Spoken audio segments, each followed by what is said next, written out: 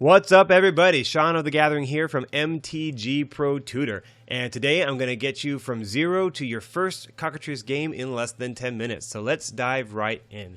First, you're going to start on Google and you're going to put in Cockatrice. It's going to be the first hit that pops up. If not, you're looking for cockatrice.github.io right here. You're going to click on that. It's going to bring up this download page right here. You're going to choose your operating system. I have Windows. So it's going to download the executable, which should be fairly fast. It's only 14.6 megabytes. So as soon as that's done downloading, you can go ahead and click on it and launch the executable. Once the installer has launched, you can go ahead and go through the process of choosing where you want it to go. So accept their agreement, make sure everything is checked. I have a certain folder where I want it to go to, into my games folder right here, and then hit install. It's going to go through the process. It's pretty quick. Again, only 14.6 megabytes. And the main difference between Cockatrice and, let's say, Xmage, for example, is that this is super clean, super fast. You can get up and running really nice. Xmage has that built-in rules engine, but Cockatrice I just found to be much more simple and straightforward and easy to use. So you're going to run Cockatrice as soon as it's done. It's going to pop up right here on the bottom. Go ahead and open it up. Boom, here you go. Now, you see I already have an account, so even though I installed it, it saw that I had an account. You'll probably look like this where you don't have an account. So the first thing you want to do is you're going to want to check for card updates, choose your language. This is where the card information is stored, so leave that alone and just hit next. It's going to go and get the card database, let it install to its default location, hit next. And then it's going to do the same thing for the tokens, you can see right there. So go ahead and let it do that, default path, yes. It's going to go through that process, and boom, Cockatrice is up to date. Now sometimes it'll say, oh, you have 3 new sets or whatever. Go ahead and restart Cockatrice now. If it pops that up, go ahead and do it. So now here we are. The next thing you want to do is click here on Cockatrice, go to register to server. The host, what you want to put in is this, cockatrice.woogerworks.com. All right, put that in here. The host port is going to be 4747. You come up with your own username, your own password, and hit OK. Then, after you register to a server, you're going to connect. Again, cockatrice.woogerworks.com, 4747. You put in your name, your password. I check these two so I don't ever have to worry about it again. I hit OK. It connects me to a server, and boom, right here. You can see that you're connected once you get all these tabs. So the first tab is the deck tab, and this is where we're going to be for now because the next thing to do is to put in a deck so that you can play. Let's say you want to play one of the big decks right now. So let's go to mtggoldfish.com. And let's pull up decks. We're going to go to the metagame. Let's do the most popular deck. We'll do green-white tokens. And MTG Goldfish is pretty cool because once you get into a deck, you have download right here.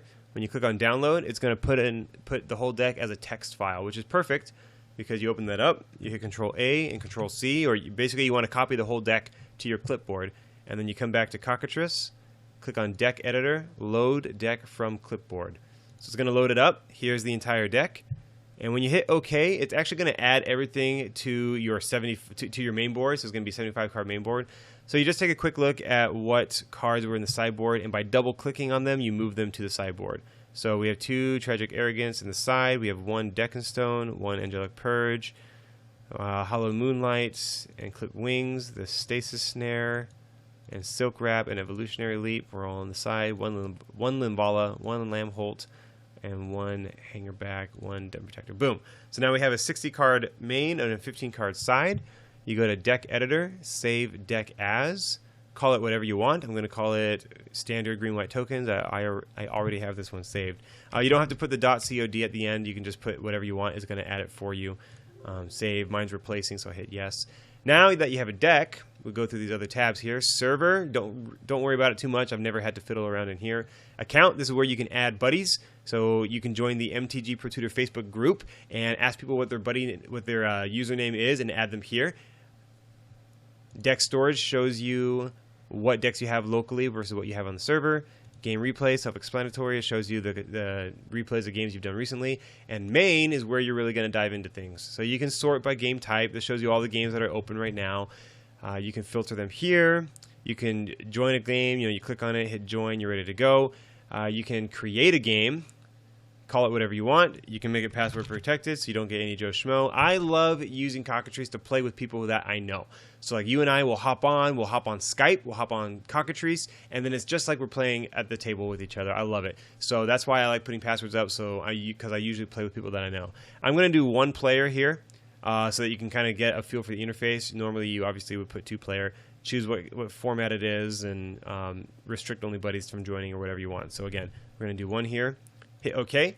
Once the game launches, you're going to click up here on the top left, Load Local Deck. Let's select the deck that we just downloaded. Open that up. Here's your cards. If you were between games 2 and 3, you would unlock the sideboard by clicking up here. It says Sideboard Unlock now. And then you can move cards up or move them down. You can sideboard like that if you want. Then you lock the sideboard, and as soon as all players click Ready to Start, boom, it's going to pop this up. If you had 2 players, then obviously half the screen would be yours, half the screen would be theirs.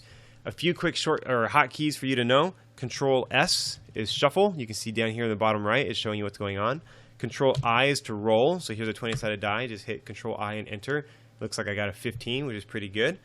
And then Control M is to draw your hand, and then to mulligan after that. So the first time you hit Control M, it's going to say, look, I drew my initial hand. And then every time you hit Control M after that, it's going to mulligan. So let's say I didn't like this hand, even though I kind of do, because it has a Focus command and it has a Nissa.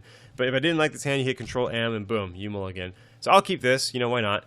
So then on your first turn, let's say we'll drop a fortified village. It's going to be untapped because I'm going to reveal a forest. So if there was another player here, when I right-click on this, it would say reveal, reveal card. Right now you can see reveal hand 2, all players. You could also just reveal the 1 card. You could also, if you wanted to reveal it, just slide it out and slide it back in. Anyways, Control U is untap. So let's say you had things on the battlefield untapped or tapped. You're going to do Control U for untap, Control D for draw, and then boom, you can drag and select multiple things. Double click to cast this card. It's going to go here to the stack, gives your opponent an opportunity to respond, and then double click on it when you want it to go to the field. Again, if you have things tapped, he has vigilance, so he wouldn't be tapped, but you can Control U and then Control D to draw. I'm glad that we got a Planeswalker, because it's really cool when you have a Planeswalker on the field.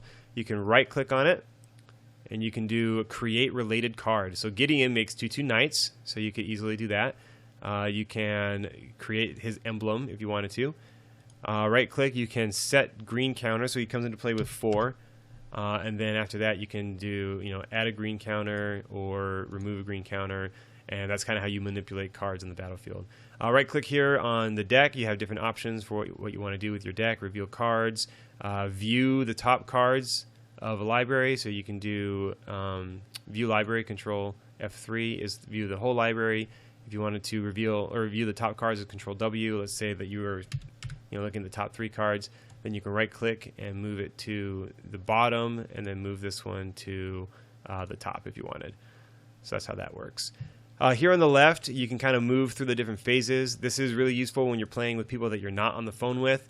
You can really keep track of what's going on. Some people are really Nazis about it. They want you to stick to it, which is fine. Everyone wants to know where you're at in the phase so they can respond appropriately. When I'm on the phone with a friend, I just kind of, untap, okay, draw, then we kind of move to main phase. We do our stuff, we do combat, and then I always click on end phase so that they know they can respond, and then they'll click on pass and it goes to them.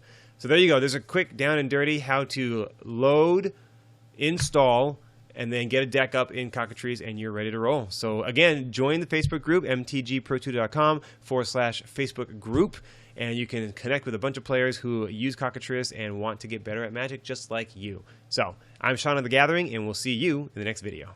Cheers.